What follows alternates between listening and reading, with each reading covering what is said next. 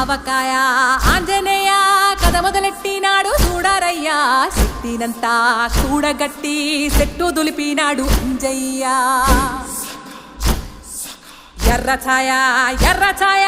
కోతి అవతార వెంటమాయ కత్తి సేత పట్టకుండా కాయ కోసినాడు కపిలయ్య